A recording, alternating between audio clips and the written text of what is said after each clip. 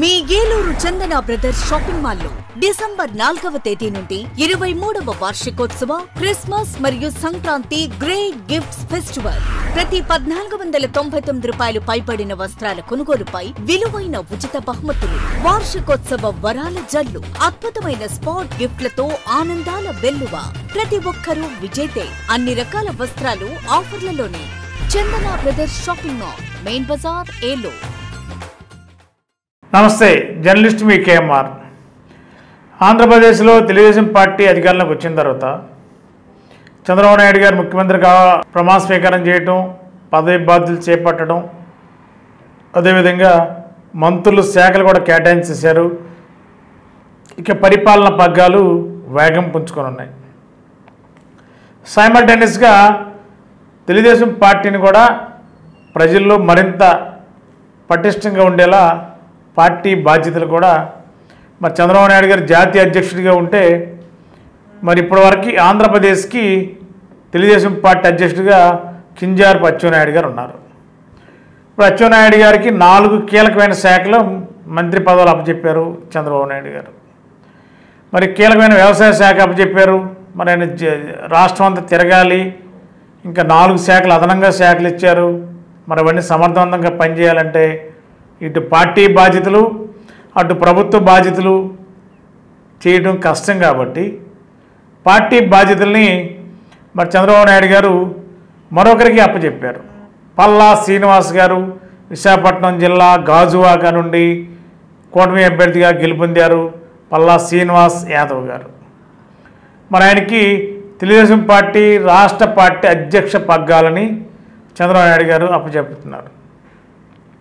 మరి ఈ నేపథ్యంలో అచ్చెన్నాయుడు గారు ఇప్పటివరకు ఆంధ్ర రాష్ట్రంలో 5 సంవత్సరాల్లో పార్టీ పరంగా ఎక్కడ ఎవరికి ఇబ్బంది వచ్చినా, ఎక్కడికి ఏం జరిగినా మరి అచ్చెన్నాయుడు గారు వెళ్ళి పరామర్శించడం, పార్టీ కార్యకర్తలకి అండగా ఉండడం, ఇవన్నీ చేసేవారు.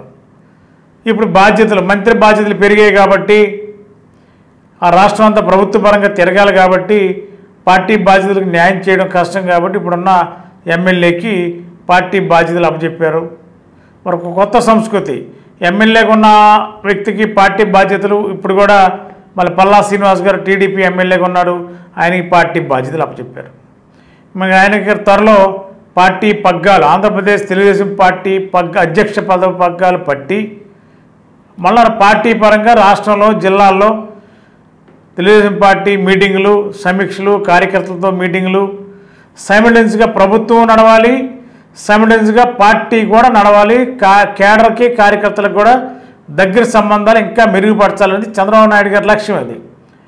మరి గత ప్రభుత్వంలో జగన్మోహన్ రెడ్డి గారు పార్టీని పూర్తిగా వదిలేసి ప్రభుత్వ పథకాలు లేదా సంక్షేమ పథకాలు ఇవే పెట్టుకుని రోడ్డు మీద తిరిగితే ప్రజలు ఘోర ఓటమితో ఓడించినది గ్రహించిన పార్టీలు ఇప్పుడు చాలా మెలుగుగా వ్యవహరిస్తున్నాయి.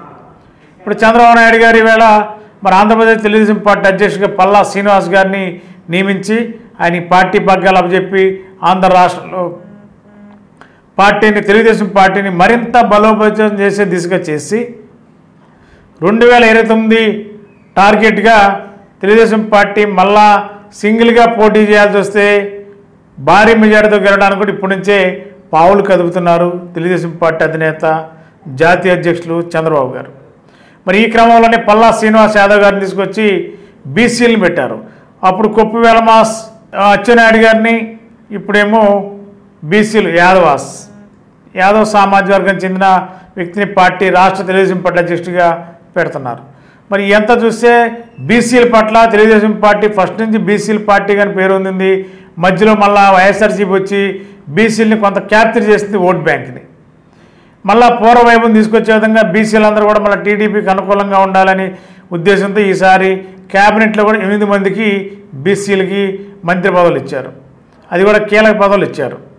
కాబట్టి బీసీలని మళ్ళీ ఓన్ చేసుకునే పనిలో తెలుగుదేశం పార్టీ జాతీయ అధ్యక్షుడు చంద్రబాబు నాయుడు గారు ఆలోచన పరంగా ఆంధ్రప్రదేశ్ తెలుగుదేశం పార్టీ అధ్యక్షుడిగా బీసీ సామాజిక చెందిన పల్లా శ్రీనివాస్ గారిని ఎంపిక చేసి పార్టీ పగ్గాలు అప్పచెప్పబోతున్నారు.